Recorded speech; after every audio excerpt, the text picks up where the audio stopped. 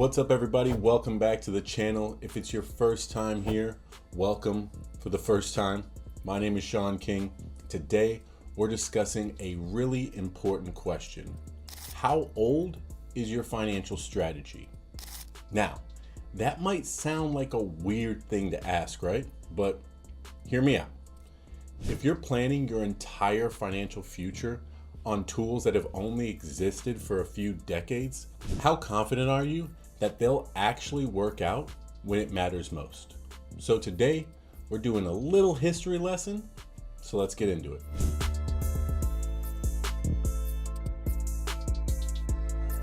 Okay guys, so today we're looking at the age of the most common financial tools you and everyone else you know are familiar with. Now notice, I didn't say understand, I just said familiar with, because a lot of y'all be putting your money in places that you know nothing about. But that's a topic for another day. So we've got 401ks, Roth IRAs, mutual funds, stock investing, and of course, properly structured whole life insurance.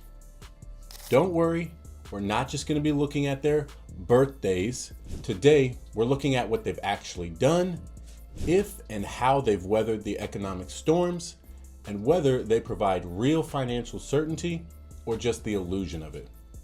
So let's start with a fan favorite, the one people get thrusted into and have to personally ask to be excluded from when they get a new job. Your old buddy, the 401k.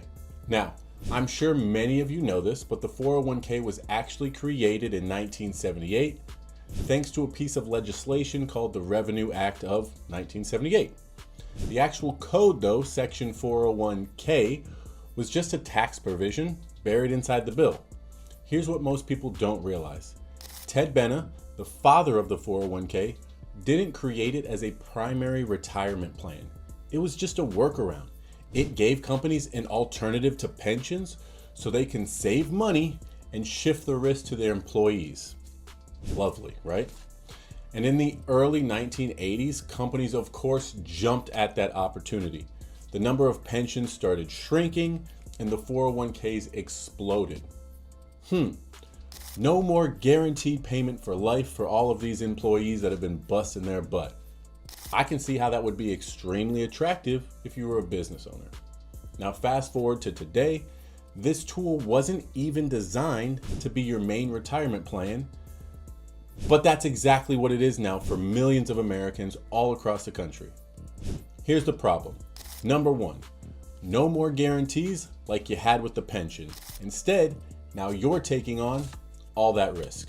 Number two, you can't access it without penalties until the age of 59 and a half. Sure, there are a few scenarios where you can get to a very small portion of the funds, but it's a net negative overall. Number three, the growth depends entirely on the market. I repeat, everything you're doing depends if the market times out perfectly right when you're ready to retire. And the fourth and last point is when it crashes, which it always crashes, so does your retirement. Poof, gone, bye-bye. You're legitimately gambling with your retirement. And the kicker, it hasn't even been around for 50 years. So we've never seen how it performs over multiple full life cycles of people's retirement. We're legit still the guinea pigs. Well, not me because I don't participate, but you might be. Now, let's transition into the next vehicle. Next up, I want to talk about the Roth IRA, everyone's favorite tax-free growth vehicle. As I'm sure you guys are aware, this one's even younger than the 401k. Hell, it's quite a bit younger than me. So the Roth IRA was actually created in 1977 through the Taxpayer Relief Act. Ooh, thank you so much. I appreciate that. It's actually named after Senator William Roth. Yes, I know it's tax advantaged. Yes, I know you can grow your money tax-free and you can withdraw it tax-free in retirement. That's great, but hold your horses on this one. I want to take a second and touch on a few things that people don't think about. Number one, contribution limits are extremely low. I'm talking like $7,000 a year if you're under the age of 50. Don't get me wrong, If you're out there thinking, holy crap, if I could save $7,000 a year, that would be awesome. I feel you. So if you're saving less than this, definitely might be something worth looking into in conjunction with what I'm about to talk about later. So like I said, extremely low contribution limits. That's negative number one. Number two, high income earners get phased out. In 2025, single filers can make a full Roth IRA contribution if their modified adjusted gross income is less than $150,000. For joint filers, that limit is $236K. If you make more than $150K but less than $165K as a single filer, you can contribute a reduced amount, but over $165, they basically say, piss off, you make too much. And that max amount for filing jointly is only $240 for the entire household. So yeah, my wife and I, we can't even contribute anyways, which is negative number two. Not so much just a negative for me, but for a lot of people out there. Number three, it's still locked up until retirement unless you want to pay penalties. Now, I like to be clear on this one because I'm not out here trying to hide any advantages or disadvantages of any of these products. When it comes to a Roth IRA, you have the ability to access the cash you've personally put in, penalty-free and tax-free. But if you want to access any of the gains before 59 and a half, you'll be penalized and taxed. So yes, it definitely has more benefits than your 401k or your IRA. But remember, you're limited with how much you can actually put in, of course, because it's tax-free, so it can't be too good, right? And you might not even qualify. So that's negative number three. And finally, number four, it's legitimately still subject to market risk. Not any different from your 401k in any way. You can literally lose everything. That's negative number four. It's a complete timing gamble. So while it sounds like a gift from the government, it's really a restricted use tool that might not even be available to everyone listening to this right now. And it still has the ability to lose you every single dollar you put into it.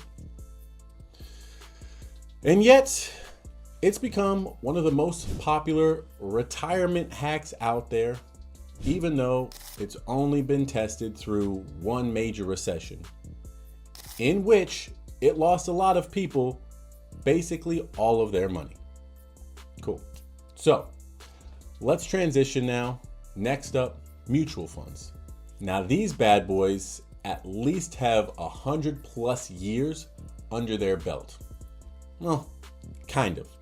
Mutual funds started to take their modern form in the 1920s, but didn't really become mainstream until the 80s and 90s when retirement planning shifted to the individual responsibility. This is your job now. Remember, back in the day, a sizable portion of the population actually had pensions, aka guaranteed lifetime income, so they never really required these type of things to try and secure their retirements. So, when it comes to mutual funds, the idea was simple. Diversify your investments by pooling money with other people. Sounds great in theory. Here's what often gets ignored. Number one, fees. Most mutual funds charge annual fees that drastically eat into your return, whether the fund performs well or not. That's a win-win, just not for you. More so for the person managing your money. Number two, performance lag. You guys might not be aware of this, but most actively managed mutual funds underperform the S&P 500. I'm not saying this is your specific scenario, Gary, so don't get all upset and take this personally if that's not the case for you, but for most people, it is. And you can't forget number three, market exposure. You're still fully exposed to market ups and downs. Again, you're gambling with your retirement with your fingers and toes probably crossed, hoping that when it's your time to hang up your boots or your heels, you're not right on the verge of a market crash. So the question becomes, is diversification actually giving you safety or just the illusion of safety? Now let's take a second and talk about stocks. So stock investing has technically existed for centuries. You can go all the way back to the Dutch East Indian Company. But in terms of everyday Americans owning stocks, that didn't really happen until the 1970s and 80s, especially with the rise of index funds and discount brokerages. Now, with Robinhood and trading apps, everyone thinks they're about to be the next Warren Buffett. But what people forget is that real investing takes time, discipline, and strategy. 3 things most people don't apply consistently because they just want microwave results. Investing in stocks can be extremely lucrative, but it's not a get rich quick. And the downsides, number 1, just like all of these other options, stocks are volatile. Number 2, emotional investing leads to poor decision making. And I promise you, there are very few people out there that can disconnect their emotions from their money. That's me, especially when they wake up and their portfolio has dropped by like 20%. You're like, fuck. And number 3, you don't control what happens in the market. Prime example, we now have a president that tweets every day. And with every tweet, the dearly beloved market has the ability to change. The idea of my money being associated with something that volatile makes me nauseous. Again, luckily it's not. So when you're trying to build a life where your money is going to be there when you need it most, these last 4 vehicles might not be what you want to lean on heavily. Don't get me wrong, it can be great as a supplemental wealth vehicle, but not for certainty, not for access, and not for predictability. Now, you guys know why you're here, or at least you know why I'm here. Let's take a minute and talk about the real OG and what I believe is the most valuable asset available to people today. A properly structured whole life policy with a mutual company. You see, life insurance has been around in the US since the early 1800s. That's over 200 years. Let me list out a few events it's weathered. The Civil War, the Great Depression, World War I and II, the dot-com burst, the 2008 housing crisis, and the COVID pandemic. And through it all, guess what? It kept growing, it kept paying dividends, it kept working. Straight up, undefeated. It's like the Floyd Mayweather of vehicles. You might not know anything about that if you don't know boxing. When structured properly for infinite banking, not only does it give you long-term guaranteed growth, it also gives you access to your money through policy loans right away. I'm not talking in 5, 10 years, right away. You're not just building wealth, you're building liquidity, you're building control, you're building a legacy asset. The kicker is, people are taught to be skeptical of this tool. Oh my gosh, they're so skeptical. Not because it's flawed. No, not because it's flawed, but because it doesn't benefit the traditional financial system. None of those other vehicles are private, guaranteed contracts, but this is, which means that it comes with countless benefits. You see, banks don't want you to own the bank, and Wall Street damn sure doesn't want you to pull your money out of their system. But here's the truth, you guys. Whole life insurance is the only financial product that combines guaranteed growth, liquidity, tax advantages, complete privacy, and a death benefit all in one place. It's not trendy, it's timeless. And unlike other tools that we've talked about, it's not unproven or subject to future regulation changes. This isn't speculation either, it's fact. Every single thing I say can be factually proven by looking at your contractual agreement. No other product out there can even come close to that. So, why does this matter for your future? Let's recap the timeline real quick.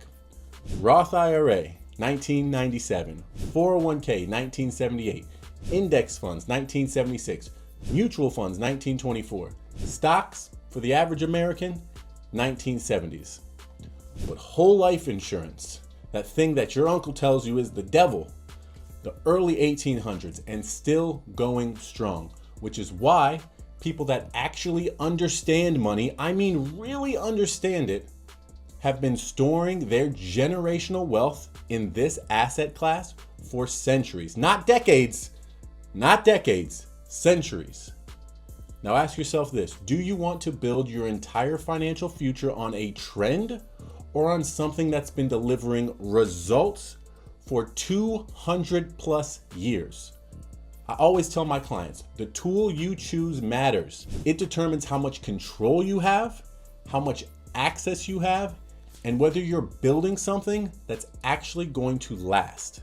That's why I teach the infinite banking concept, because it's not either or, it's an and asset. You can grow your wealth and you can use it. You can build your legacy and you can enjoy your cash now. So here's what I'll leave you guys with. Everyone's trying to build a retirement plan, but what you really need is a financial system, something time-tested, flexible, and private. Whole life insurance, when structured the right way, can be the cornerstone of that system. If that rant I just went on resonates with you in any way, and you're ready to start building something truly sustainable and powerful for your future, head down to the description below and check out our full save and spend system overview. Jot down your questions, then book yourself a free phone consultation with me, and let's get all of those questions answered. Grill me as much as you want. We have nothing to hide. As always, guys, the information is free, but the knowledge is priceless. I'm Shawn King. Thanks for tuning in. I'll catch y'all next time.